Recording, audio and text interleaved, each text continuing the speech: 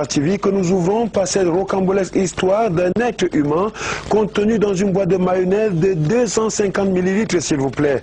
Cette découverte hors du commun et de la normale a été faite au quartier Kounou. L'événement a drainé des foules et surtout a fait couler beaucoup d'encre et de salive. Suivons ce reportage. Un homme contenu dans une boîte de mayonnaise, petit modèle au quartier Kounou. La nouvelle a circulé comme une traînée de poudre. En un temps record, le marché de Kounou est pris d'assaut par une foule de curieux surexcités. Également bien attentifs à cette histoire rocambolesque, digne des contes des mille et une nuits, les Asiatiques venus voir de leurs propres yeux ce qu'ils ont entendu. Un homme aux formes matures, mais miniaturisé, baigne dans un liquide contenu dans une boîte de mayonnaise. La plus petite, s'il vous plaît. À la grande stupéfaction de tous, la découverte extraordinaire a trempé les populations dans une vive émotion. Face à cette situation, chacun y va de son analyse.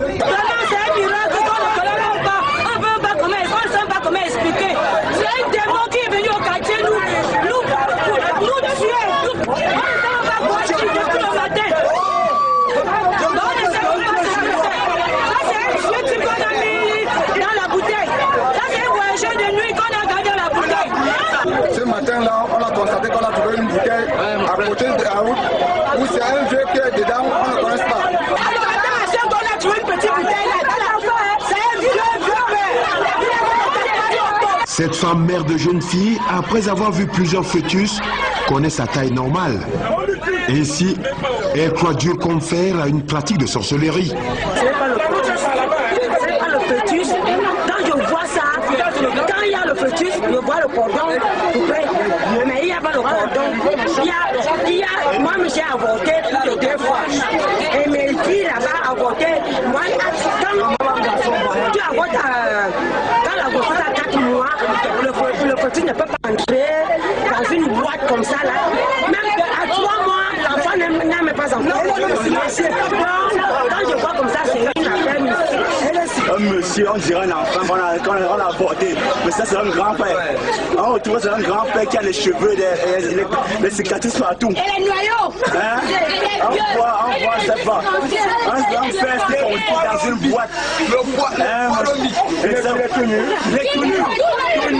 Pour un enfant de nez. On a voulu brûler. La police est venue prendre. Là, on va brûler. Les populations avaient un seul objectif, brûler le contenu de la boîte pour être sûr que le sorcier entre guillemets est détruit éternellement. Mais hélas, le chef du quartier dans l'exercice de ses fonctions a fait appel au commissariat de la zone, celui du 14e arrondissement. Sortir cette boîte du quartier pour le commissariat n'aura pas été chose aisée pour ces policiers face à l'hostilité de la foule.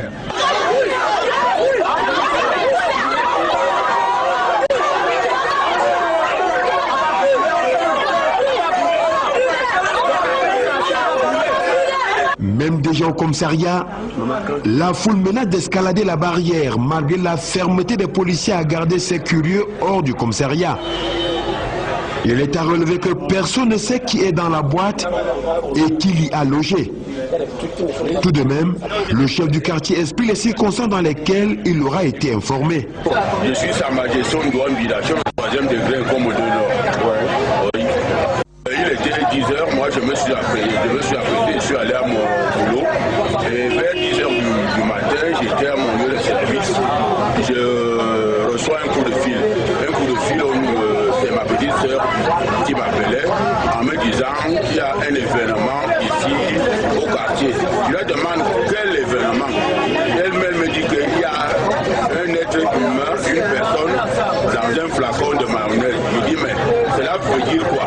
J'étais donc obligé d'abandonner le service et arriver sur les lieux.